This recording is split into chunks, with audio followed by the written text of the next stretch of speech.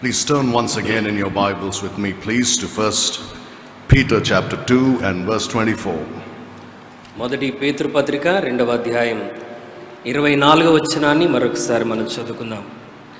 మనము పాపముల విషయమై చనిపోయి నీతి విషయమై జీవించున్నట్లు ఆయన తానే తన శరీరమందు మన పాపములను మ్రాను మీద మోసుకొనెను. ఆయన పొందిన గాయముల చేత మీరు స్వస్థత నొందితిరి. We are talking about the burden of sin that Jesus Christ bore upon the cross.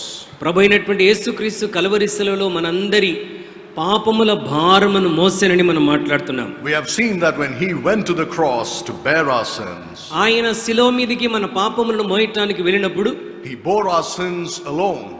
ఆయన తానే మనందరి పాపములను మోసాడు. There was nobody to help him. అతనికి సహాయం చేసేటువంటి వారు ఎవరూ లేరు. We have seen that he went voluntarily. ఆయన స్వచ్ఛందముగా శిలువ మీదకి వెళ్ళాడని మనం నేర్చుకున్నాం.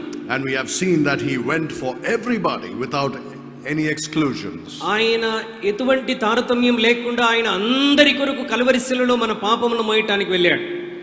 Now it says he who his own self bare our sins. ఇక్కడ వాక్యం ఏమని చెప్తుందంటే ఆయన తానే తన శరీరమందు ఉన్న పాపములను మ్రాను మీద మోసాడు.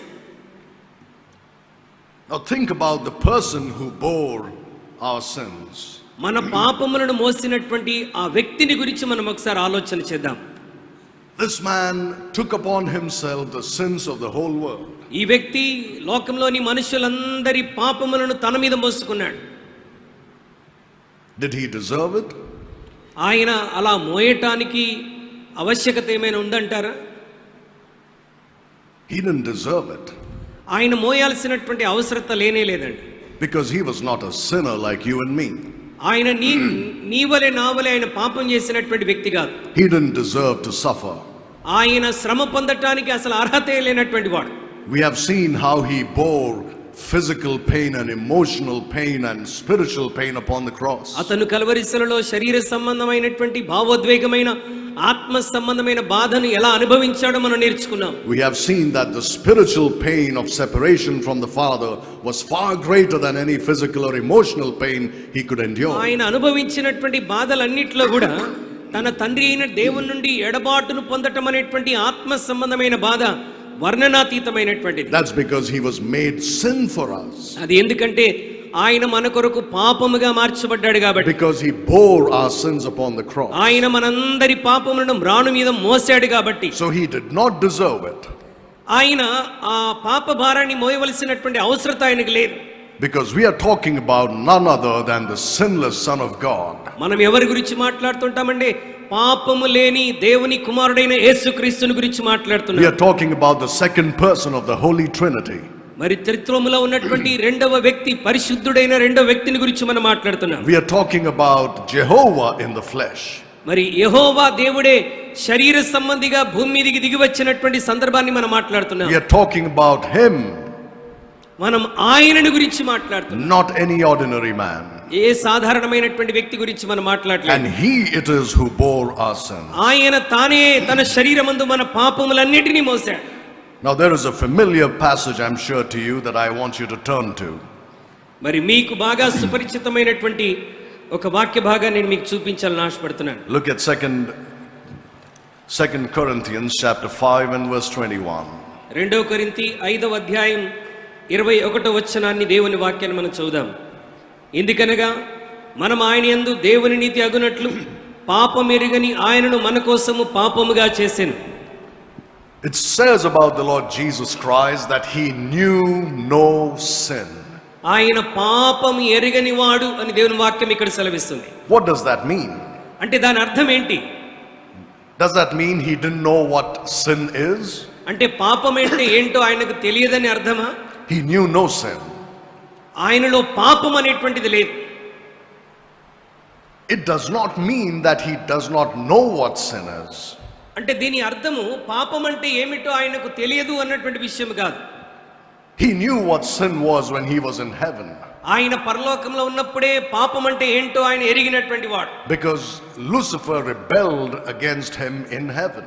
ఎందుకంటే లూసిఫర్ దేవునికి వ్యతిరేకంగా పరలోకంలో తిరుగుబాటు చేశాడు. He knew what it was to rebel against God. దేవునికి వ్యతిరేకంగా తిరుగుబాటు చేయటం అంటే ఏంటో ఆయన ఎరిగినటువంటి వాడు. He knew what covetousness was.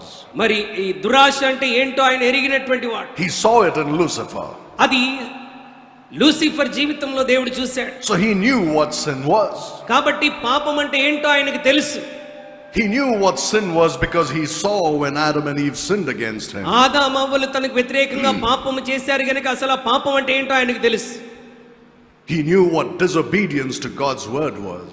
దేవుని వాక్యానికి అవిధేయత చూపటం అంటే ఏంటో ఆయనకు తెలుసు. He knew what it was, what it meant to give in to the lust of the eyes, the lust of the flesh and the pride of life. శరీరాశ, నేత్రాశ, జీవపుటమ్మములకు ఒక వ్యక్తి తన్ను తాను అప్పగించుకోవటం అంటే ఏంటో ఆయనకు తెలిసినటువంటి వాడు. Because he saw it in the Garden of Eden. Gethsemane తోటలో ఆయన దాన్ని చూశాడు గనుక ఆయనకు తెలుసు. He knew that it was sin that brought him down to the earth. మరి పాపమే ప్రభు అయినటువంటి యేసుక్రీస్తుని భూమి మీదకి తీసుకుని వచ్చిందన్న సంగతి ఆయన ఎరిగినవాడు. And he could see sin all around the people that he interacted with. ఆయన మాట్లాడినటువంటి మనుషులందరి జీవితాల్లో ఉన్నటువంటి పాపాన్ని ఆయన ఎరిగినటువంటి వాడు. He could see the sin in their lives. వారి జీవితాల్లో పాపం అంటే ఏంటో ఆయన తెలిసినటువంటి వాడు. So he knew what sin was. కాబట్టి పాపం అంటే ఆయన ఖచ్చితంగా తెలుసు. But this verse says he knew no sin. అయితే మనం చదివినటువంటి లేఖన భాగములో మరి పాపము ఎరుగని ఆయన అని దేవుని వాక్యం జ్ఞాపకం చేస్తుంది. We understand from this that he did not know sin experientially. అంటే ఈ వచనాన్ని బట్టి మనం అర్థం చేసుకోవాల్సినటువంటి మాట ఏంటంటే పాపం అంటే ఏంటో ఆయన అనుభవించినటువంటి వాడు కాదు. He had no association with sin. మరి పాపముతో ఆయనకి ఎటువంటి సంబంధము లేదు. Sin had no claim in his life. పాపం అతని జీవితంలో ఎటువంటి నియామకం చేయటానికి అవకాశం లేదు. Remember, he was born of a virgin. ఆయన కన్యకకు జన్మించిన విషయం మనందరికీ తెలుసు. And because he was born of a virgin, there was no sin nature in the Lord Jesus ఆయన Christ. కన్యకకు జన్మించాడు గనుక ప్రభువైనటువంటి యేసుక్రీస్తులో పాపపు స్వభావం ఎక్కడ కూడా కనిపించదు. The blood that flowed in his body was the blood of God. ఆయన శరీరంలో ప్రవహిస్తున్నటువంటి రక్తము మానవ రక్తము కాదండి, అది దేవుని రక్తమై ఉంటున్నది. It was not the blood of Mary. అది మనుషుల యొక్క రక్తము కాదు. And because a man's seed was not involved in his birth, మానవుని యొక్క బీజము యేసుక్రీస్తు యొక్క జననములో అది నిమగ్నమై లేదు గనుక he had no inherited sin nature. కాబట్టి పాపపు స్వభావం ఆయన ఏమాత్రము సంతరించుకొనలేదు. Because it's through the seed of man that the sin nature is transferred to the child. మానవుని యొక్క పాపపు బీజము ద్వారానే మనుషులందరిలో కూడా పాప స్వభావం అనేది చేర్చబడుతుంది. Remember when God spoke to Adam and Eve about the coming savior in Genesis 3:15. ఆదికాండం 3:15 రాబోతున్నటువంటి రక్షకుని గురించి దేవుడు ఆదాము అవ్వలతో మాట్లాడినప్పుడు He never said the seed of the serpent and the seed of the man. మరి పురుషుని యొక్క బీజము లేక సర్పం యొక్క బీజం అని మాట్లాడలేదు. He talked about the seed of the woman. మరి స్త్రీ సంతానం అని ఆయన మాట్లాడుతున్నాడు. A woman doesn't have seed. మరి స్త్రీకి బీజం లేదండి. It's talking about the child who will be conceived in her womb. అంటే గర్భములో సృష్టించబడుతున్నటువంటి బిడ్డని గురించి మాట్లాడుతున్నాడు. This child who will be conceived in the woman's womb without the involvement of a man. స్త్రీ గర్భములో సృష్టించబడుతున్నటువంటి ఈ బిడ్డ లేకపోతే ఈ మనుషుడు మరి పురుషుని యొక్క కలయిక లేకుండా జరుగుతున్నటువంటి వాడు. So when Mary conceived, it was because the power of the Holy Spirit overshadowed her. మరియ గర్భము ధరించినప్పుడు సర్వోన్నతుని శక్తి ఆమెను కమ్ముకున్నది. He had no sin nature. ఆయనలో ఎటువంటి పాప స్వభావం లేదు. So he knew no sin whatsoever within himself. కాబట్టి ఆయనలో పాపం ఎరిగనటువంటి వాడుగా ఆయన ఉంటున్నాడు.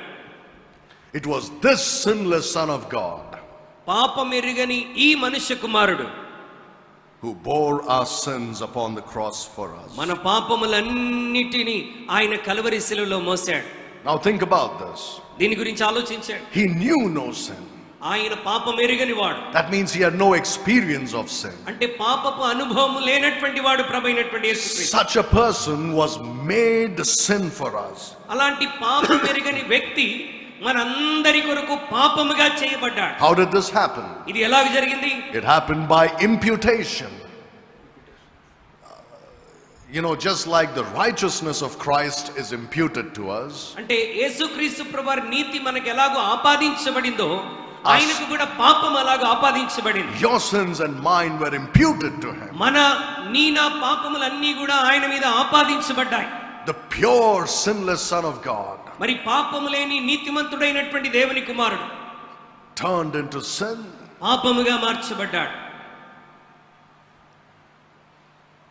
Though he never knew what sin was experientially. తన జీవితంలో అనుభవపూర్వకముగా పాపం అంటే ఏంటో ఎరగనటువంటి వాడు మనందరి కొరకు పాపముగా మార్చబడ్డాడు. But you see, you and I know sin by experience. నీవు నేను మనందరం కూడా పాపపు అనుభవం ఏంటో మనం ఎరిగినటువంటి వారం. We know sin because we indulge in it. పాపం అంటే ఏంటో మనకు తెలిసి, ఎందుకంటే ఆ పాపమును మనం చేస్తూ ఉన్నటువంటి వారము కాబట్టి. The more we experience sin in our lives, మన జీవితంలో ఎంత పాపమును మనం అనుభవిస్తూ ఉంటామో the more intimate we become with it. మనం పాపానికి అంత సన్నిహితులమైపోతూ ఉంటాం. We know sin. మనకు పాపం అంటే ఏంటో తెలుసు. We become closer and closer with sin. మనము పాపముతో ప్రతిదినం సన్నిహితులమైపోతూ We ఉంటాం. are like close friends with sin. అంటే మన జీవితం పాపముతో ఒక స్నేహపూర్వకమైన స్థితిలో ఉంటున్నది. We have the sin nature in us. మనందరిలో పాపపు స్వభావం ఉంటున్నది. So sin has a place in our own hearts. అంటే మనందరి హృదయాల్లో పాపమునకు ఒక ప్రత్యేకమైనటువంటి స్థానం ఉంటున్నది. You know what sin is.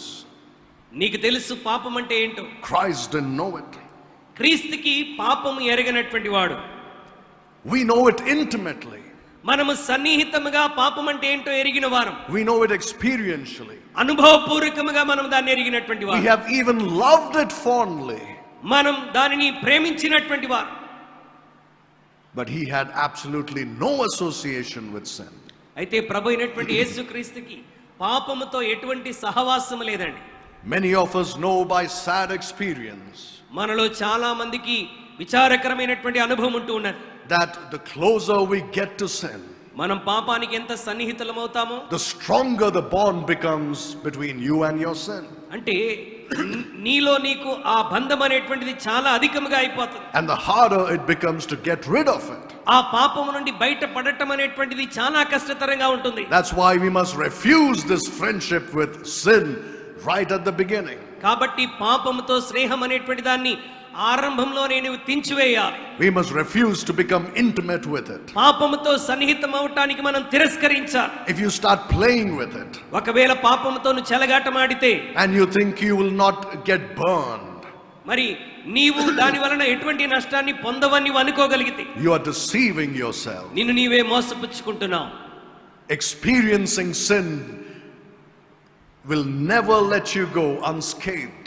మరి పాపమును అనుభవించటం నీ జీవితంలో ఇక దాన్ని తప్పించుకునేటువంటి స్థితిలో నువ్వు ఎక్కడ ఉండటం లేదు. You can never leave sin without consequences. మరి పాపము చేస్తున్నటువంటి నీవు దాని పరిణామమును అనుభవించకుండా నీ జీవితంలో ముందుకెళ్ళలేవు. The Bible says, do not deceive yourself. దేవుని వాక్యం అంటుంది, మిమ్మును మీరు మోసపుచ్చుకొనవద్దు. What a man sows, that will he reap. మనుష్యుడు ఏమి విత్తునో ఆ పంటనే కోయును. If you sow to the flesh, నీవు శరీరముతో విత్తినప్పుడు you will reap death. మరి మరణాన్ని నీవు కోస్తావు. You cannot escape this principle God has put in place. దేవుడు ఏర్పాటు చేసినటువంటి ఈ నియమం నుండి మనం ఎన్నడూ తప్పించుకోలేం. The more you play with sin, నీవెంత ఎక్కువగా పాపముతో చెలగాటమాడతావో the stronger it becomes in you. అది నీ జీవితంలో అంత బలమైనదిగా మారిపోతుంది. The more you understand it, నీవు ఎంత ఎక్కువగా దాన్ని గ్రహించగలవు, the more you start loving it. నీవు దాన్ని ప్రేమించటం మొదలు పెడతావు. Be careful, Christians. దేవుని బిడ్డలారా, పాపం విషయంలో మనం జాగ్రత్తగా ఉండాలి. We are called to be separate from sin. మనం పాపము నుండి వేరుపరచబడటానికి మనం పిలువబడ్డాం. We are not called to be close friends with sin. మనం పాపముతో సన్నిహితమైన స్నేహితులం అవటానికి పిలువబడలేదు. Look at 2 Corinthians chapter 6. 2 కొరింథీయుల పత్రిక 6వ అధ్యాయాన్ని చూడండి. Look at verses 14 through 17. 2 కొరింథీ పత్రిక 6వ అధ్యాయం 14 నుండి 17 వచనాలు దేవుని వాక్యాన్ని చదువుదాం. మీరు అవిశ్వాసులతో జోడుగా ఉండకుడి. నీతికి దుర్నీతితో ఏమి సాంగత్యము? వెలుగునకు చీకటితో ఏమి పొత్తు? క్రీస్తునకు బెలియాలతో ఏమి సంబంధము? అవిశ్వాసితో విశ్వాసికి పాలెక్కడిది? దేవుని ఆలయమునకు విగ్రహముతో ఏమి పొందిక? మనము జీవముగల దేవుని ఆలయమై ఉన్నాము. అందుకు దేవుడిలాగు సెలవిచ్చుచున్నాడు.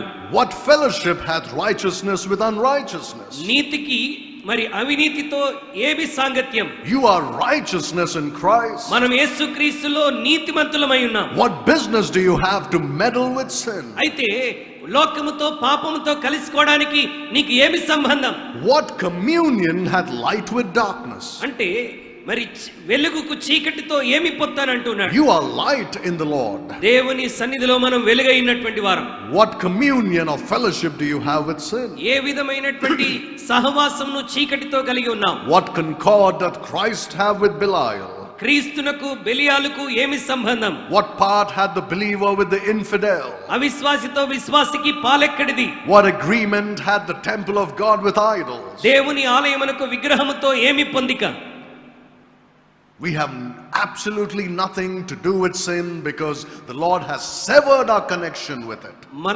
మనలను దేవుడు ఆ పాపము నుండి ఆ సంబంధాన్ని తెంచివేశాడు గనుక ఇక దానితో మనకు పాలు లేదన్నటువంటి సంగతిని మనం గుర్తెరగా. The Bible says when we have trusted in the Lord Jesus Christ, మనం ప్రభువైనటువంటి యేసుక్రీస్తునందు విశ్వాసం ఉంచినప్పుడు we died with him.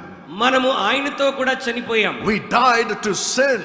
మనము పాపం విషయంలో చనిపోయాం. Our friendship with sin has been severed, cut off. అనగా పాపముతో మనకున్నటువంటి సంబంధము సహవాసము తెగిపోయింది.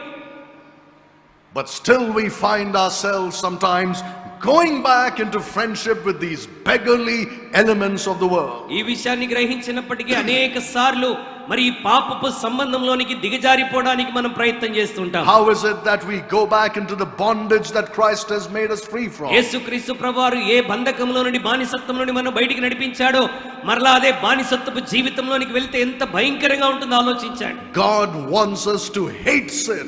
దేవుడు మనందరం కూడా పాపమును ద్వేషించాలని కోరుతున్నాడు. Just like he hates it. ఆయన ద్వేషించిన రీతిగా మనం పాపాన్ని ద్వేషించాలి. But Christians relish sin. క్రైస్తవులు పాపమును అధికముగా ప్రేమిస్తూ సంబంధాన్ని కలిగి ఉంటున్నారు. They enjoy it. వారు పాపాన్ని ఆనందిస్తూ ఉన్నారు.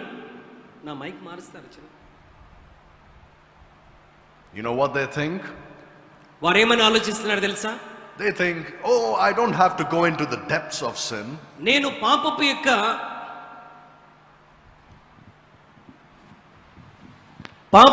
మరణంలోనికి నేను వెళ్ళాల్సిన అవసరం లేదు. I don't have to go deep into sin. నేను పాపపు లోతైన అనుభవంలోనికి వెళ్ళాల్సిన అవసరం లేదు. I will just dabble with it. నేను దానితో అలా సహవాసం చేస్తూ ఉంటాను అంతే. Just enjoy it from the outside. ఆ పాపమును బాహ్యముగా నేను అనుభవిస్తూ ఉంటాను గాని దాని లోతుల్లోనికి వెళ్ళను అని అనుకుంటూ ఉంటాను. Just be there on the fringes, on the periphery of actual sin. ఆ పాపం యొక్క ఆనందాన్ని సహవాసాన్ని నేను అనుభవిస్తుంటానే తప్ప దాని లోతుకు వెళ్ళనని మనం అనుకుంటూ ఉంటాం. But before you know it, అయితే నీవు గ్రహించక మునుపే it sucks you in. అది నిన్ను పూర్తిగా మింగివేస్తుంది. It is a miry clay. అది భయంకరమైన పాపపు బురద. Once you step into it, ఒక్కసారి నువ్వు ఆ బురదలోనికి అడుగు పెట్టిన తరువాత you will sink before you know it. నీవు గ్రహించక మునుపే ఆ బురదలోనికి పూర్తిగా మునిగిపోతావు. That's why we must be careful about knowing sin experientially. అందుకొరకే మరి పాపం అంటే ఏమిటో ఎరిగినటువంటి వారమై దాని విషయంలో జాగ్రత్తగా ఉండాలి. Do not think that once I experience sin, then I will know that I should not do it. నీవు ఇలా అనుకోనవద్దు. పాపం అంటే ఏంటో నేను అనుభవపూర్వకంగా తెలుసుకుంటేనే కదా పాపము జోలికి వెళ్లకుండా ఉంటాను అనుకుంటే చాలా ప్రమాదం. It stains you for life. అది నిన్ను నీ జీవితం నుండి పూర్తిగా బయటికి లాగి వేస్తుంది. It will leave a mark on you which will never be removed. నీ జీవితంలో ఎన్నడూ తుడిచివేయలేనటువంటి ఒక భయంకరమైన మచ్చ పాపము నీ జీవితంలో కలగజేస్తుంది. If you have been saved at a young age ఒకవేళ నీవు యవన జీవితంలో నేను రక్షణలోనికి వస్తే and have not gone into the depths of sin, అంటే పాపపు యొక్క బంధకాల్లోనికి బానిసత్వంలోనికి లోతులోనికి వెళ్లకుండా ఉండగలిగితే rejoice and give thanks to God. నీవు ప్రభువైనటువంటి యేసు కృతజ్ఞతాస్తుతులు చెల్లిస్తూ ఆయన్ని ఘనపరచాలి. Cherish that innocence you have. దేవుడు నీకు ఇచ్చినటువంటి ఆ పాపము చేయని స్వభావాన్ని బట్టి దేవుని స్తుతించాలి. You know why? ఎందుకో తెలుసా? Because once you dabble with sin ఒక్కసారి పాపముతో మనం కలిసిపోయినప్పుడు and experience it, దానిని అనుభవిస్తున్నప్పుడు you get marked for life. నీ జీవితాంతం నీ మీద ఒక మచ్చ వచ్చేస్తుంది. You say, well, doesn't the blood of Jesus Christ cleanse us from all sin? నీవు ఇలా చెప్పవచ్చు, మచ్చ ఎందుకు ఉంటుందండి? ప్రభు అయినటువంటి యేసుక్రీస్తు రక్తము నా పాపములన్నీ కడిగి వేసింది కదా. Yes, that's true. అది 100% వాస్తవమే. But the memory of that experience will never go away. అయితే పాపపు ఆ అనుభవం యొక్క జ్ఞాపకము నీ జీవితంలో నుండి ఎన్నడూ చెరిగిపోదు. And time and again it will try to bring you back into its power. మరలా మరలా ఆ శక్తిని, ఆ జ్ఞాపకాన్ని నీకు అది కలగజేస్తూనే ఉంటుంది. Sometimes Christians think, కొన్నిసార్లు క్రైస్తవులు ఏమనుకుంటారండి, I got saved at such a young age. నేను చిన్న వయసులోనే రక్షణలోకి వచ్చేసాను. I have never enjoyed what other people my age enjoyed. నా వయసులో ఉన్నటువంటి మిగతా యవనస్తులు పాపాన్ని అనుభవించినట్టుగా, లోకాన్ని అనుభవించినట్టుగా నేను అనుభవించలేదు. Oh, they went to pubs, they danced, they drank, they did things which gave them a lot of joy and pleasure. వారు పబ్బులకు వెళ్ళారు, డాన్సులు చేశారు, మత్తు పానీయాలు సేవించారు, వారి జీవితాన్ని చక్కగా ఆనందించారు. I don't even know how it అయితే feels ఏంటో కూడా to నాకు తెలియదు. I don't know how it feels. అది ఏ విధంగా ఉంటుందో కూడా నాకు తెలియదు. I wish I had tried it then before I got saved. నేను రక్షించబడక మునుపే అది ఏంటో ఒకసారి అనుభవించుంటే బాగుండేదేమో. You don't know what you're talking about. దేవుని బిడ్డ, నువ్వేమి మాట్లాడుతున్నావో నీకు అర్థం కావట్లేదు. Once you experience it, ఒక్కసారి నువ్వు దాన్ని అనుభవించితే, till you get your glorified body, నీవు నీ మహిమకరమైన దేహాన్ని పొందుకునేంత వరకు you will continue to be tormented by it. నీవు ఆ జ్ఞాపకాల చేత నీవింకను వేధించబడుతూనే ఉంటావు. Every time it comes up, అది నీ యొక్క మనసులోనికి వచ్చిన ప్రతిసారి it raises up its ugly head like a serpent to bite you. అది సర్పము తల ఎత్తి నిన్ను కాటు వేస్తున్నట్లుగా ఆ పాప బలహీనత నిన్ను వెంటాడుతూనే ఉంటుంది. And every time you'll have to run to the Lord for help. అలా జరుగుతున్న ప్రతిసారి నువ్వు దేవుని దగ్గరకు పరిగెత్తుకుంటూ రావలసి వస్తుంది. And plead for his blood. ఆయన యొక్క రక్తము కొరకు మరలా నువ్వు వేడుకోవాలి. And plead his promises from his word. దేవుని యొక్క వాగ్దానములు, ఆయన వాక్యంలో నుండి మనము జ్ఞాపకం చేసుకోవాలి. It's a spiritual warfare, you see. అది మనందరి జీవితంలో ఆత్మ సంబంధమైనటువంటి పోరాటం. That's why I say innocence is a wonderful thing. అందుకొరకే పాపం విషయంలో అమాయకత్వమును కలిగి ఉండటం చాలా అద్భుతమైనటువంటి విషయం. It is better that you have never experienced these sins. ఒకవేళ నీ జీవితంలో ఆ విధమైన పాపాలు అనుభవించకుండా ఉంటే నీవు దేవునికి స్తోత్రం చెల్లించాలి. Look at Romans chapter 16 and verse 19. రోమా పత్రిక 16వ అధ్యాయం 19వ వచనాన్ని దేవుని వాక్యాన్ని మనం చదువుకుందాం. రోమా 16:19. మీ విధేయత అందరికీ ప్రచురమైనది గనుక మిమ్మును గూర్చి సంతోషించుచున్నాను. మీరు మేలు విషయమై జ్ఞానులను, కీడు విషయమై నిష్కపటులై ఉండవలనని కోరుచున్నాను.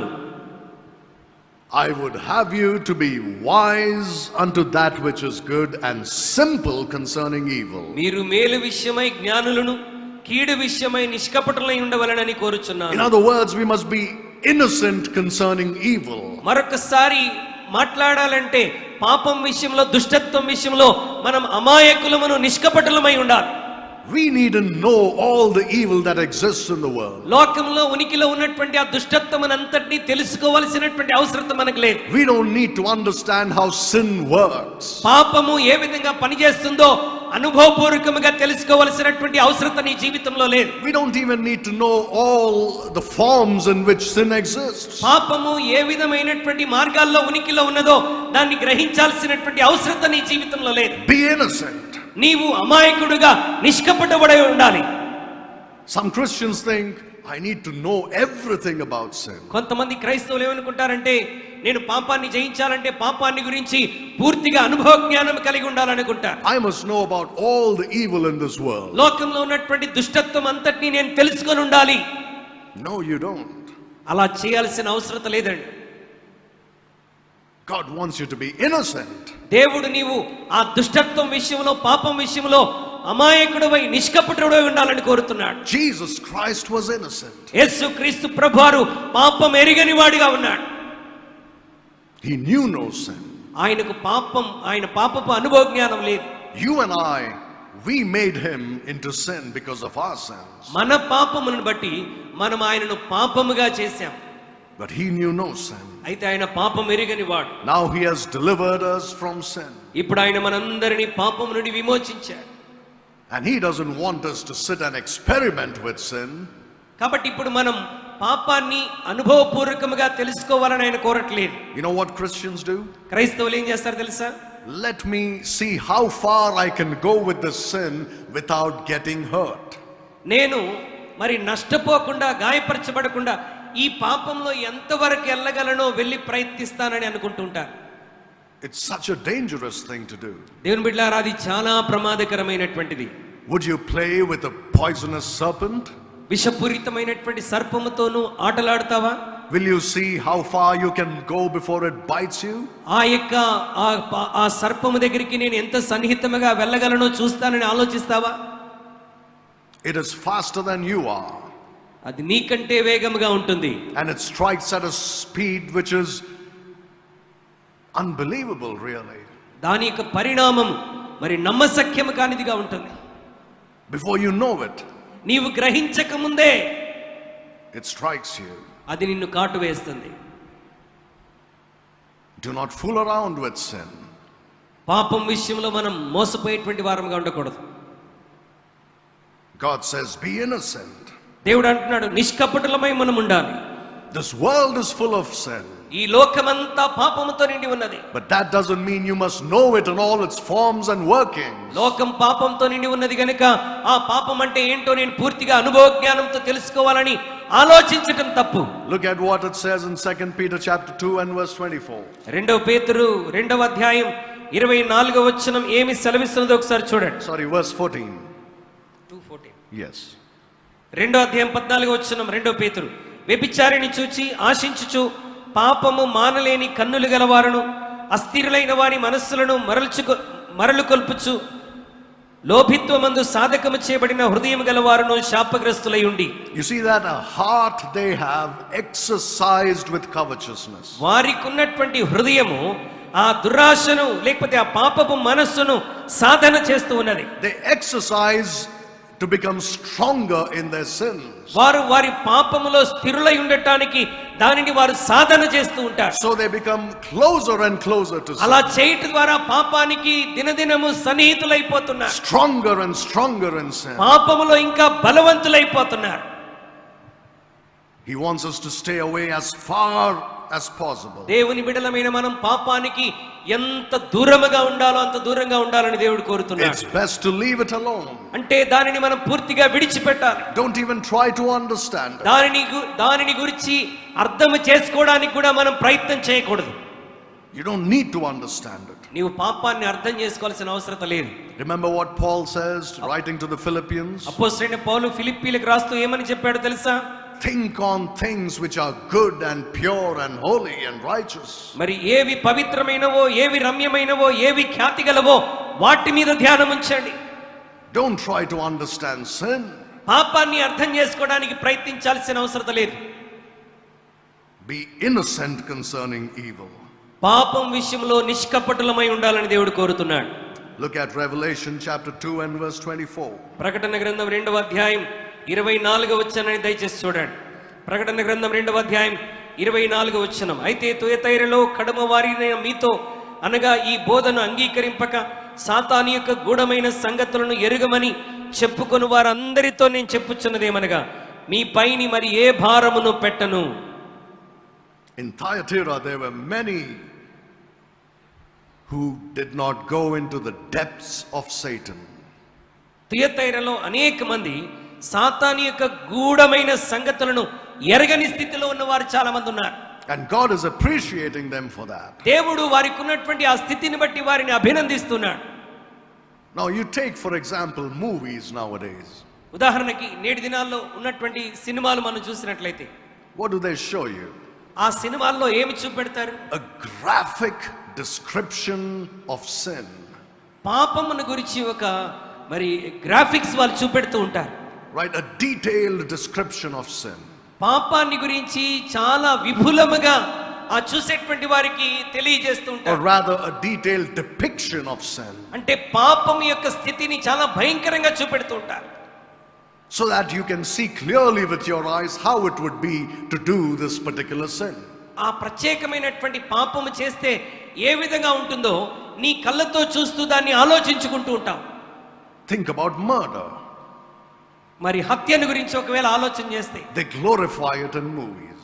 ఆ యొక్క హత్యను ఆ సినిమాల్లో చాలా ఘనమైన స్థితిలో చూపెడుతూ ఉంటారు. They glorify violence. వారు ఆ దుష్టత్వాన్ని చాలా ఘనమైన స్థితిలో చూపెడుతుంటారు. And they show you how you can indulge in it in various ways. ఆ విధమైనటువంటి క్రూరమైనటువంటి దుష్టత్వంలో ఏ విధంగా నీవు ఇన్వాల్వ్ అవ్వగలవో వారు చూపిస్తారు. Why do you need to look at all that?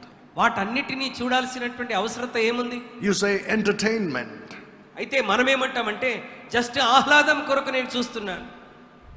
How is it that such evil and wickedness can entertain you? ఆ దుష్టత్వంతో కూడినటువంటి ఆ క్రూరమైనటువంటి విషయాలన్నీ నీకు ఏ విధంగా ఆనందాన్ని ఆహ్లాదాన్ని కలిగించగలవు? Think about the filthy language that is used. వారు ఉపయోగిస్తున్నటువంటి చెడు భాషను ఒకసారి చూడండి. And if it is an English movie, they will nicely add the name of Jesus Christ before and after the profanities they use. ఒకవేళ English movies లో అయితే వారు మాట్లాడుతున్న చెడు మాటలకి ముందు గాని వెనక గాని జీసస్ అన్నటువంటి పదమును వాడుతూ ఉంటారు. How is it that you sit and get entertained when your Lord's name is being blasphemed? మరి నీవు దేవుని యొక్క నామము అవమానించబడుతున్నప్పుడు ఆ పాపపు మాటలు మాట్లాడుతూ ఎలా ఆనందించగలం? Think about how they depict adultery. మరి వ్యభిచారాన్ని ఏ విధంగా వాళ్ళు ప్రదర్శిస్తున్నారో చూడండి. They glorify it. దానిని మహిమకరమైనదిగా చూపెడుతూ ఉంటారు. They make it look like it's enjoyable. వారు ఆ దిగంబరత్వాన్ని చూపిస్తూ ఆనందింప చేయడానికి ప్రయత్నం చేస్తుంటారు. They glorify cheating on your spouse. మరి జీవిత భాగస్వామిని మోసం చేయటం అనేటువంటిది ఒక ఘనమైనదిగా మూవీస్ లో చూపెడుతుంటారు. And what you are doing there is sitting and learning those lessons. అంటే నీవు ఆ సినిమా చూస్తూ ఏమి నేర్చుకుంటున్నామంటే ఇవన్నీ నా జీవితంలో చేయొచ్చు అన్నటువంటి ఆ జ్ఞానాన్ని సంపాదించుకుంటున్నావు. You're being educated. అంటే నీవు దానికి సంబంధించినటువంటి అవగాహనను విద్యను నేర్చుకుంటున్నావు. You're being brainwashed. నీ యొక్క బుర్రంతా కూడా దానితో నింపబడుతుంది. You know something? మీకు విషయం తెలుసు? You go and talk to any Christian for 10 minutes. ఎవరైనా ఒక క్రైస్తవునితో మీరు ఒక 10 నిమిషాలు మాట్లాడితే 10 minutes is all it takes. మరి 10 నిమిషాలను మాట్లాడగలిగితే You can tell whether he's brainwashed by God's word or by movies. అతడు దేవుని వాక్యము చేత అతని మనసు నింపబడిందా లేకపోతే ఈ లోక సంబంధమైన సినిమాలకు సంబంధించినటువంటి విషయాలతో నింపబడిందా అని చెప్పవచ్చు. See how dangerous it is. చూడండి అది ఎంత భయంకరమైనటువంటిది. It is shocking sometimes to talk to some Christians. కొంతమంది క్రైస్తవులతో మాట్లాడుతుంటే చాలా ఆశ్చర్యం కలుగుతూ ఉంటుంది. They have such a shocking worldly mentality. మరి లోక సంబంధమైనటువంటి ఆలోచన విధానాన్ని వారి కలిగి ఉండడం నిజంగా ఆశ్చర్యాన్ని కలుగజేస్తుంది. Everything they say, the way they think is worldly.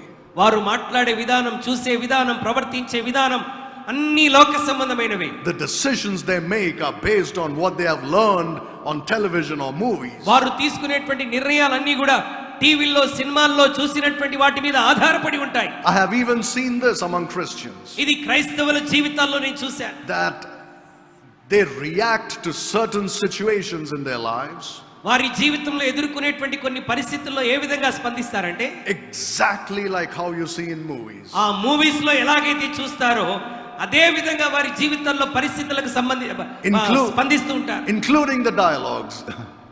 మరి వారు ఉపయోగించేటువంటి డైలాగ్స్ కూడా అదే విధంగా ఉంటాయి. It's sad really. అది చాలా విచారకరమండి. Christians go into the depths of Satan. అనేక మంది క్రైస్తవులు సాతాను యొక్క బంధకాల్లో లోతైన అనుభవంలోనికి వెళ్ళిపోతున్నారు. We don't need to understand the complicated things of sin. దేవుని బిడ్డలారా, పాపమునకు సంబంధించినటువంటి ఆ క్లిష్టమైనటువంటి విషయములు మనం గ్రహించాల్సినటువంటి అవసరం లేదు. Yes, we should know our enemy. మన యొక్క శత్రువుని గురించి మనం తెలుసుకోవటం మనకు ప్రాముఖ్యమే. We should know the devices of the enemy. సాతానుడు ఉపయోగిస్తున్నటువంటి మరి మార్గాలేంటో తెలుసుకోవటం మనకు ప్రాముఖ్యమే. We should know the deception of the enemy. వాడు చేస్తున్నటువంటి మోసం ఏంటో తెలుసుకోవటం మంచిదే. But that doesn't mean we try and understand sin personally and experientially. దాని అర్థం ఏంటంటే పాపాన్ని వ్యక్తిగతంగా అనుభవపూర్వకముగా మనం తెలుసుకోవాలని కాదు. It doesn't mean we sit and allow the world to educate us about sin. మనం లోకంలో కూర్చొని లోక సంబంధమైన పాపపు విద్యను నేర్చుకోవాలని కాదు. Because the world glorifies sin. ఎందుకంటే లోకము పాపాన్ని మహిమపరుస్తుంది. You take adultery, it glorifies it. వ్యభిచారాన్ని గురించి ఆలోచన చేస్తే లోకం వ్యభిచారాన్ని ఘనమైనదిగా చూపెడుతుంది. It glorifies murder and violence. లేక హత్యల గురించి మాట్లాడితే లోకము హత్యలను ఘనమైనదిగా చూపెడుతుంది. It glorifies lying and cheating and deception. అబద్ధమాడటం, మోసం చేయటం ఇవన్నీ కూడా ఘనమైనవిగా లోకంలో చూస్తూ ఉంటాం. It glorifies theft and covetousness. దొంగిలించటం, దురాశ కలిగి ఉండటం ఇవన్నీ కూడా ఘనమైనవిగా లోకం చూపెడుతుంది. You want to understand sin? అలాంటి పాపాన్ని నువ్వు అనుభవపూర్వకంగా తెలుసుకోవాలనుకుంటావా? Go to that book and it will tell you what it is. ప్రియమైన దేవుని బిడ్డలారా, పాపం అంటే ఏంటో ఎరగటానికి నీవు లోకం వైపు కాదు, పరిశుద్ధ గ్రంథం వైపు రా. It'll teach you what sin is. ఆ వాక్యము పాపం ఏంటో నీకు నేర్పిస్తుంది. And it'll show you God's perspective on sin. పాపం విషయంలో దేవుని యొక్క ఆలోచన, దేవుని దృష్టి ఏమై ఉన్నదో దేవుని వాక్యం మనకు It తెలియజేస్తుంది. tells you what God thinks of it. దేవుడు పాపాన్ని గురించి ఏమి ఆలోచన చేస్తున్నాడో ఈ పుస్తకం నేర్పిస్తుంది. When you look at how Jesus had to go to the cross యేసుక్రీస్తు ప్రభువారు సిలువకు వెళ్ళటాన్ని మనం చూసినట్లయితే because of these very sins, because of these sins, ఈ పాపములను బట్టి then we see how God hates it. అంటే పాపాన్ని దేవుడు ఎంతగా ద్వేషిస్తున్నాడో ఆయన సిలువకు వెళ్ళటాన్ని బట్టి మనకు అర్థమవుతుంది. We are not called to have an intimate knowledge. దేవుని బిడ్డలారా, పాపం విషయంలో ఒక సన్నిహితమైన అనుభవ జ్ఞానాన్ని కలిగి ఉండాలని దేవుడు మనల్ని కోరట్లేదు. God doesn't want you to understand the dark and the wicked things of this world. ఈ లోకంలో ఉన్నటువంటి చీకటిని, దుష్టత్వమును మనం అనుభవపూర్వకంగా తెలుసుకోవాలని దేవుడు కోరట్లేదు. Every Thursday evening we have this Bible study on the end times. మరి ప్రతి గురువారం సాయంకాలం యూపీఎఫ్ లో మనం ఎండ్ టైమ్స్ బైబిల్ స్టడీని చూస్తున్నాం. And because we are talking about the end times and the coming of the Antichrist, అంత్య దినాలను గురించి, క్రీస్తు విరోధి యొక్క ఆగమనం గురించి మనం మాట్లాడుతున్నప్పుడు we talk sometimes about some of the evil that is there in this world. కొన్నిసార్లు ఆ బైబిల్ క్లాసెస్ లో ఈ లోకంలో జరుగుతున్నటువంటి దుష్టత్వాన్ని గురించి మనం మాట్లాడుతూ ఉంటాం. I tell you, every time I talk about it, నేను వాటిని గురించి మాట్లాడుతున్న ప్రతిసారి I feel a sense of restraint. మరి ఇది చెప్పకపోతే బాగుంటుందేమో అన్నటువంటి ఆలోచన కొన్నిసార్లు కలుగుతూ ఉంటుంది. That I should not go deep into any of these things. ఈ విషయాల్లోనికి నేను లోతుగా వెళ్ళకపోతే మంచిదేమో అని అనుకుంటూ ఉంటాను. But you know what also I see among Christians? అయితే క్రైస్తవుల్లో నేను ఇంకా ఏమి చూస్తున్నానో తెలుసా? They want more of it. వారు దాన్ని ఎక్కువగా తెలుసుకోవాలని అనుకుంటూ ఉంటారు. Maybe sometimes it's just curiosity. బహుశా కొన్నిసార్లు అది ఆసక్తితో తెలుసుకోవాలని అనుకుంటూ ఉండవచ్చు. But I want to warn you about it. అయితే మిమ్మల్ని నేను హెచ్చరిక చేస్తున్నాను. Don't go too deep into it. అంత లోతుకు వెళ్ళాల్సిన అవసరం లేదు. Trying to understand the terrible wickedness that exists in this world. లోకములో ఉనికిలో ఉన్నటువంటి ఆ భయంకరమైన దుష్టత్వాన్ని అధికముగా తెలుసుకోవాల్సిన అవసరత మనకు లేదండి. He knew no sin. ఆయన పాపం ఎరిగని వాడిగా ఉన్నాడు. He had no experience of sin whatsoever. ఆయనతో పాపానికి ఎటువంటి అనుబంధము లేదు. And that's how he expects us to be. కాబట్టి మనము కూడా ఆ విధంగా ఉండాలని కోరుతున్నాడు. He bare our sins in his own body. ఆయన తానే తన శరీరమందు మన పాపములను మ్రాణు మీద మోసుకొనెను. And the one who bore our sins was one who never knew sin. మన పాపములను తన శరీరం మీద మోసినటువంటి వాడు తన జీవితంలో ఎన్నడూ కూడా పాపపు అనుభవం ఎరగనటువంటి వాడు. He did not have experiential knowledge of sin. ఆయనకి ఎటువంటి అనుభవపూర్వకమైన జ్ఞానం పాప విషయంలో లేదు. There's something else I want to show you. మరొక విషయాన్ని మీకు చూపించాలని ఆశపడుతున్నాను. Look at 1 Peter chapter 2. మొదటి పేతురు పత్రిక 2వ అధ్యాయం. Look at verse 22. మొదటి పేతురు 2వ అధ్యాయం 22వ వచనం. ఆయన పాపము చేయలేదు, ఆయన నోటను ఏ కపటమును కనబడలేదు.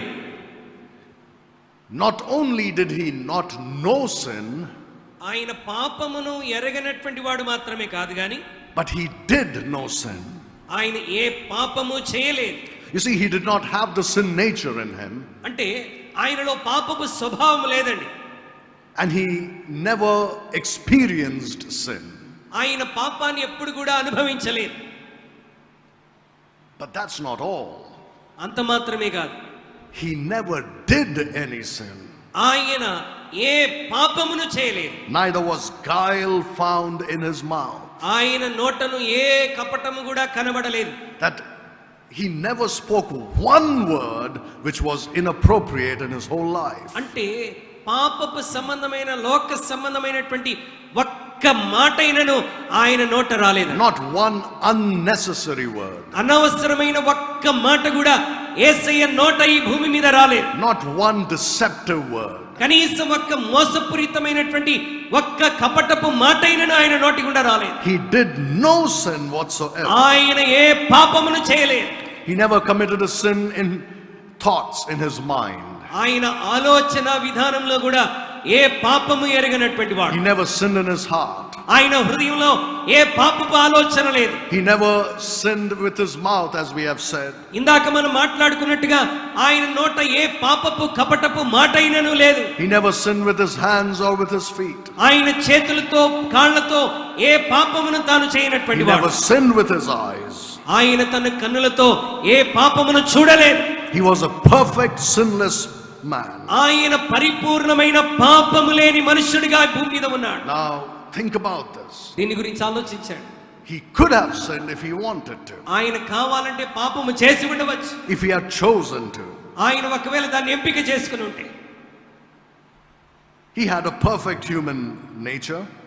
ఆయన పరిపూర్ణముగా మానవ స్వభావాన్ని ఈ లోకంలో కలిగినటువంటి He had a perfect human will, like we spoke about yesterday. మనం నిన్నటి దినాన మాట్లాడుకున్నట్టుగా మనకు స్వేచ్ఛను స్వచిత్తాన్ని దేవుడు ఎలా ఇచ్చాడో యేసుక్రీస్తు ప్రభువారు కూడా స్వచిత్తాన్ని స్వేచ్ఛని కలిగినటువంటి వాడు. The Lord willing, I'll talk more about that in the coming days. దాని గురించి ప్రభు చిత్తమైతే రానున్న దినాలను ఇంకెక్కువగా మాట్లాడతారు. But I'll just say this, that he could have sinned if he wanted to. ఆయన తన ఇష్టపూర్వకంగా తాను అనుకుంటే పాపము చేసి ఉండవచ్చు. His will was just like ours. ఆయన ఇష్టము మనకి లాంటి ఇష్టముగానే ఆయన కూడా స్వచిత్తం ఉన్నది. But he chose rather to obey God than to sin. అయితే ఆయన పాపము చేయటానికి బదులుగా దేవుని చిత్తానికి పరిపూర్ణంగా విధేయుడవటానికి ఇష్టపడ్డాడు. He chose not to sin. ఆయన పాపము చేయకుండా ఉండటానికి ఇష్టపడ్డాడు. He had no sin in him and he chose not to sin. అతనిలో పాపము లేదు, పాపము చేయటానికి ఇష్టపడలేదు. Now think about it. He had no sin nature in him. అతనికి పాపపు స్వభావం ఆయనలో లేదండి. He did not sin even before he knew the difference between that which is good and evil. మరి మంచి ఏంటో చెడేంటో ఆయన తెలుసుకున్నప్పటికీ ఆయన పాపముని గురించి ఆలోచన అతనిలో లేదు. What I'm saying is, as you grow up as a child, మనము దేవుని బిడ్డలుగా ఎదుగుతున్నప్పుడు you don't know the difference between good and evil. మంచి చెడ్డల విషయంలో వ్యత్యాసాలు మనకు తెలియకపోయినప్పటికీ We are like Adam and Eve before they sinned. ఆదాము అవ్వలు పాపము ఎరగక ముందు వాళ్ళు ఏ విధంగా అమాయకత్వంతో ఉన్నారో ఆ విధంగా మనం ఉన్నప్పుడు. In other words, our conscience has not come alive. మన మనస్సాక్షి ఇంకా జీవంలోనికి రాకుండా ఉన్నప్పుడు. Many Christians ask this question. చాలా మంది క్రైస్తవులు ఈ ప్రశ్న అడుగుతుంటారు. What happens to children who die? మరి చిన్న పిల్లలు చనిపోతే వారికి ఏం జరుగుతుంది అని ప్రశ్నిస్తుంటారు. Where will they go? To heaven or వాళ్ళు ఎక్కడికి hell? వెళ్తారు? పరలోకానిక నరకానిక? They ask, what if a person was born mentally retarded? మరి మానసిక బలహీనతతో పుట్టినటువంటి వ్యక్తి చనిపోతే అతను నరకానికి వెళ్తాడా, పరలోకానికి వెళ్తాడా? You see, they are innocent in God's sight. వారు దేవుని దృష్టిలో అమాయకత్వంతో ఉన్నటువంటి వారు. Because they don't know the difference between good and evil, like Adam and Eve. మంచి చెడ్డల వ్యత్యాసాలు ఏంటో వారికి తెలియదు. Their conscience has not yet come alive. వారి మనస్సాక్షి ఇంకా పరిగణలోనికి జీవంలోనికి రాలేదు. But let me ask you a question. మిమ్మల్ని ఒక ప్రశ్న అడుగుతున్నా. Does a child sin? మరి చిన్న పిల్లలు తప్పు చేస్తారా? Yes or no? చేయరా? Can they sin? వాళ్ళు పాపము చేయగలరా? Of course. చేస్తారు. I know in every parent's eyes the child is a beautiful angel. ప్రతి తల్లిదండ్రుల కళ్ళకు వారి పిల్లలు చాలా అద్భుతంగా కనబడతారు. But for everybody else we know they are little devils. మనందరికీ తెలిసినటువంటి విషయం ఏంటంటే వారు చిన్న చిన్న దయ్యాలు. They can sin, certainly. వారు కూడా పాపం చేయగలరు. But thankfully God doesn't impute sin to them. అయితే దేవుడు పాపాన్ని వారి మీద మోపేటువంటి వాడు కాదు. Because they don't know the difference between good and evil. ఎందుకంటే మంచి చెడ్డల తారతమ్యాలు వారికి ఇంకా తెలియదు. I'm not saying they don't know what's good and what's bad. అంటే ఏది మంచో ఏది చెడో వారికి తెలియదు అని నేను చెప్పట్లేదు. I'm saying what's good and what's evil in God's sight. దేవుని దృష్టిలో మంచి చెడ్డలంటే ఏంటో అవి వారికి తెలియదు. But they still sin. అయినప్పటికీ వాళ్ళు తప్పు చేస్తుంటారు, పాపం చేస్తుంటారు. Until they come to an age where they know the difference between good and evil. వారు మనస్సాక్షిలో గ్రహించి ఇది తప్పు, ఇది పాపము, ఇది చేయకూడదన్న స్థితికి వచ్చేంత వరకు God doesn't impute sin to them. దేవుడు పాపాన్ని వారి మీద మోపడు. But Jesus Christ, అయితే ప్రభువైనటువంటి యేసుక్రీస్తు, do you think he would have sinned as a child? యేసుక్రీస్తు ప్రభువారు చిన్న పిల్లవాడిగా తాను పాపము చేసి ఉండగలడా? Do you think he sinned when he didn't know the difference between good and evil? మంచి చెడ్డల తెలివి అతనికి లేని వయసులో ఆయన పాపము చేసి ఉండడా? A child can hear a parent cussing and cursing and repeat it. మరి పిల్లలు తల్లిదండ్రులు చెడ్డు మాటలు మాట్లాడటం, శపించటం ఇలా చేస్తున్నప్పుడు పిల్లలు కూడా వాటిని తిరిగి పరుగుతూ ఉంటారు. Do you think Jesus would have done something like that? అలా యేసుక్రీస్తు ప్రభువారు కూడా తల్లిదండ్రులు ఏదైనా తిట్టినప్పుడు మరలా తిరిగి మాట్లాడి ఉంటారు అనుకుంటున్నారా? Never. ఆయన ఎన్నడూ అలా చేయలేదండి. Even when he was a child, ఆయన చిన్నవాడిగా ఉన్నప్పుడు కూడా he not only not know sin, he did know sin. ఆయన పాపం ఎరగని వాడిగా ఉన్నాడు, పాపము చేయని వాడిగా ఉన్నాడు. Never sinned at all. ఆయన ఎన్నడూ పాపం చేయలేదు. He was just like Adam ఆయన ఆదాము వలె ఉన్నటువంటి వాడు. before Adam fell into sin. ఆదాము పాపంలో పడిపాక ముందు ఎలాగున్నాడో ఖచ్చితంగా అలాగే ఉన్నాడు. Completely innocent. పరిపూర్ణమైనటువంటి అమాయకత్వం. And when he came to an age where he could exercise his will and choose that which is good or evil, ఆయన తన ఇష్టాలను నెరవేర్చుకునేటువంటి వయసు వచ్చినప్పుడు, స్వచిత్తాన్ని మరి అనుభవించేటువంటి వయసు వచ్చినప్పుడు కూడా he chose not to sin. ఆయన పాపము చేయటానికి ఇష్టపడలేదు. When he was tempted, he refused to give in to ఆయన it. శోధించబడినప్పుడు పాపం విషయంలో ఆయన దాన్ని తిరస్కరించాడు. He overcame where Adam lost. ఆదాము ఎక్కడైతే ఓడిపోయాడో అదే విషయాల్లో యేసుక్రీస్తు విజయం పొందాడు. He not only not know any sin, but he did know sin. ఆయన పాపము ఎరగని వాడు మాత్రమే కాదు గాని ఆయన పాపము చేయని వాడు. He could have chosen to sin, but he didn't. ఆయన పాపము చేయటానికి ఎంచుకొనవచ్చు, కానీ ఆయన ఎన్నడూ పాపం చేయలేదు. That's why the Bible commands us not to sin, అందుకొరకే దేవుని వాక్యం పాపము చేయకూడదని మనల్ని ఆజ్ఞాపిస్తుంది. not to choose to sin. పాపము చేయటానికి మనం ఎంచుకొనవద్దని దేవుని వాక్యం అంటున్నది. The one who knew no sin bore your sins on the cross. పాపము ఎరగని వాడు తానే తన శరీరమందు మన పాపములన్నీ మ్రాను మీద మోసాడు. So that he may set us free from these sins. అలా చేయటం ద్వారా ఈ పాపపు బంధకాల నుండి మనకు పూర్తిగా స్వాతంత్రం ఇవ్వటానికి, So that we may choose not to sin.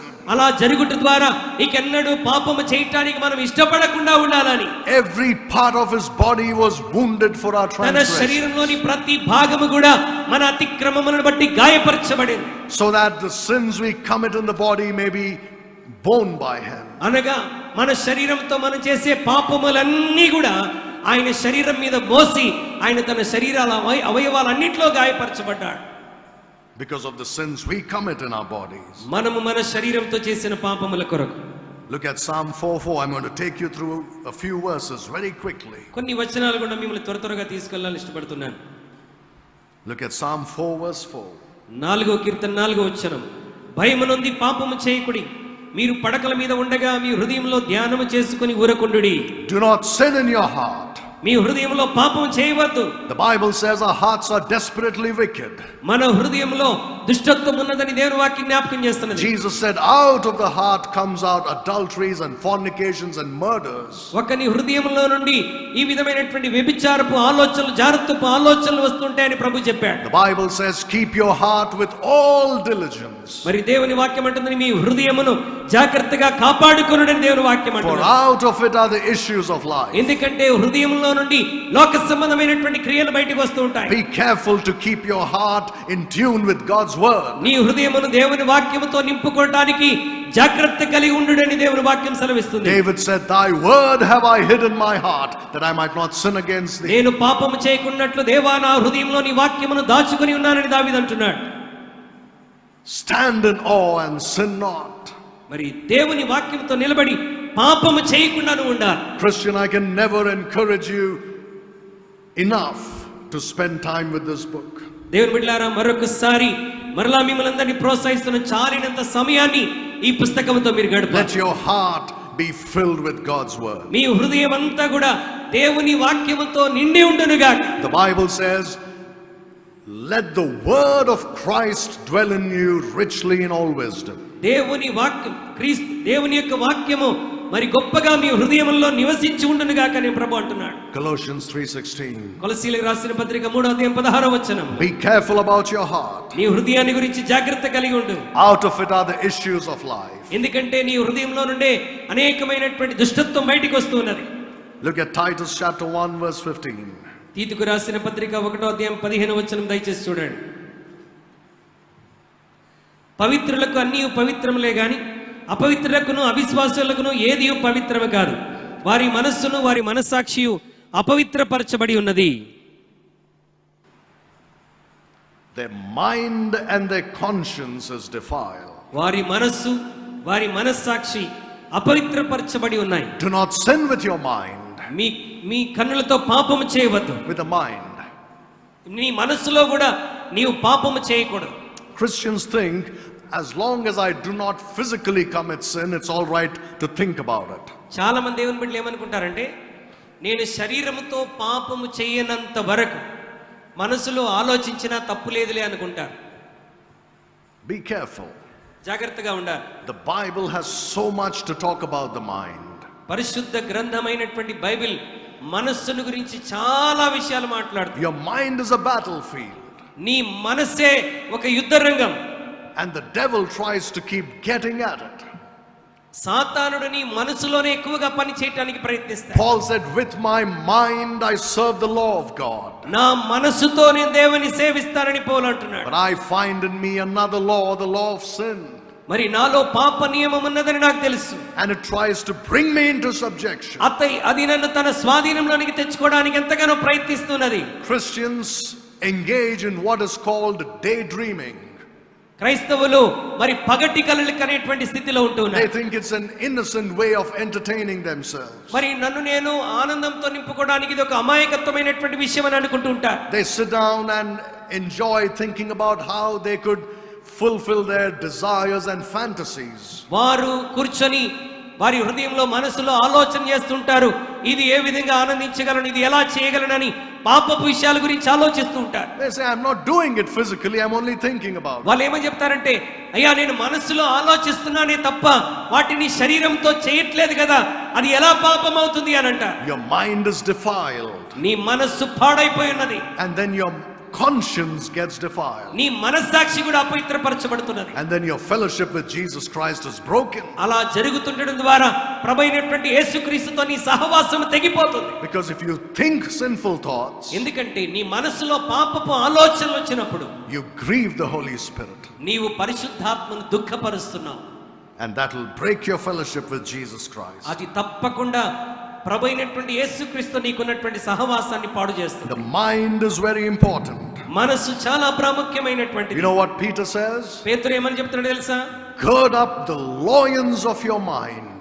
మరి నీ మనస్సును నీ స్వాధీనంలో ఉంచుకోవాలని చెప్తున్నాడు. Like how you would gird your loins with a cloth. మనము ఎలాగైతే మన వస్త్రములు జారకుండా దట్టిని ధరిస్తామో, Gird up the loins of your mind. అదే విధంగా నీ మనస్సుకు తాళ్లు కట్టుకొనమని చెప్తున్నాడు. The Bible says, bring every thought to the obedience of Christ. ప్రతి విధమైనటువంటి ఆలోచన దేవుని విధేయతలోనికి మనం తీసుకొని రావాలి. If you're not careful with your mind, దేవుని బిడ్డలారా, నీ మనస్సు విషయంలో జాగ్రత్తగా ఉండకపోతే it will result in action. అది తప్పకుండా క్రియారూపకంగా వచ్చేస్తుంది. Sin begins in the mind పాపము మనస్సులో నుండి ఆరంభమవుతుంది and results in action. అది క్రియారూపకంగా కనబడుతుంది.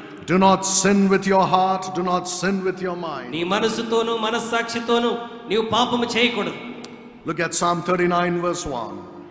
39వ కీర్తన మొదటి వచనాన్ని దయచేసి చూడండి. 39వ కీర్తన మొదటి వచనాన్ని నేను చదువుతున్నాను.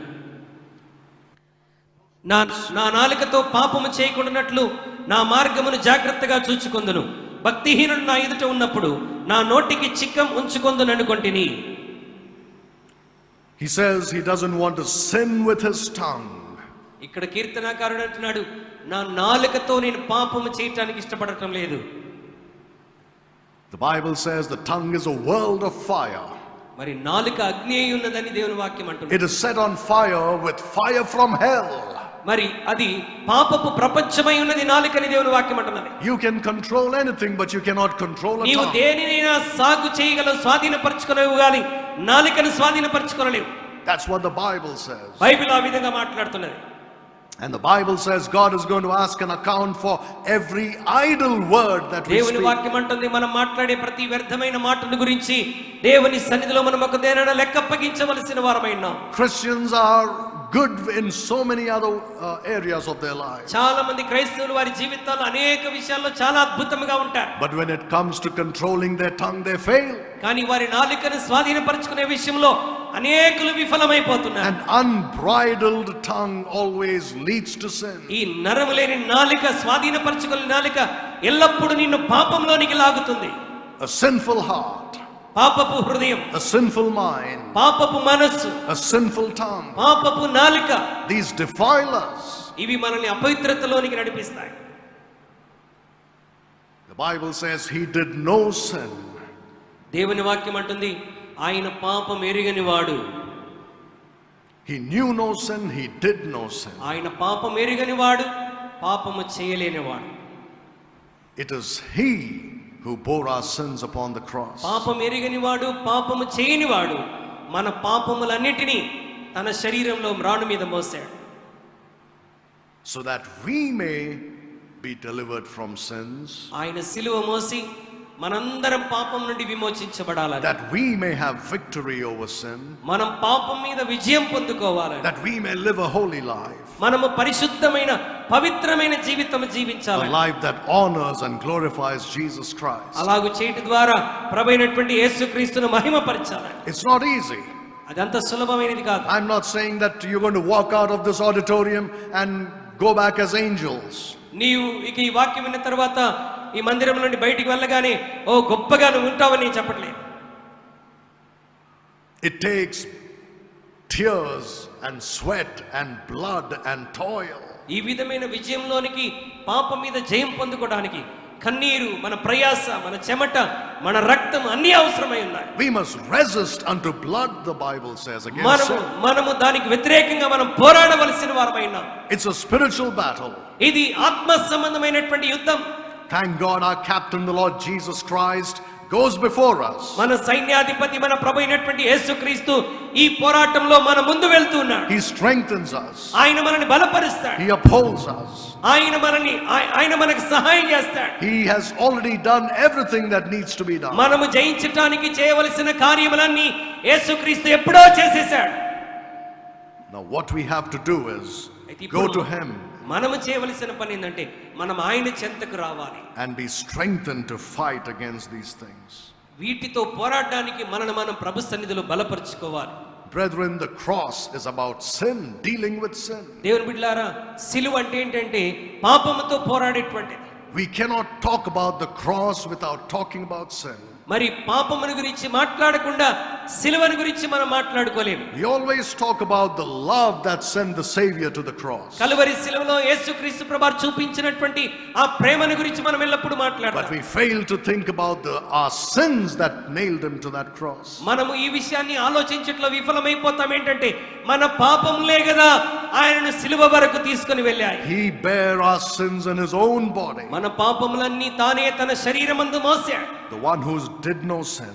పాపం ఎరుగని వాడు. And he calls us today to walk in a way that glorifies him as we overcome sin in our lives. మనం పాపమును జయించుట ద్వారా ఆయనను మహిమపరచగలిగినటువంటి జీవితాన్ని జీవించాలని ప్రభు మన నుండి ఈ రోజు కోరుతున్నాడు. He wants us to experience the power of the cross. సిలువ యొక్క శక్తిని మన జీవితంలో అనుభవించాలని ప్రభు ఆశపడుతున్నాడు. Let us pray. ప్రార్థన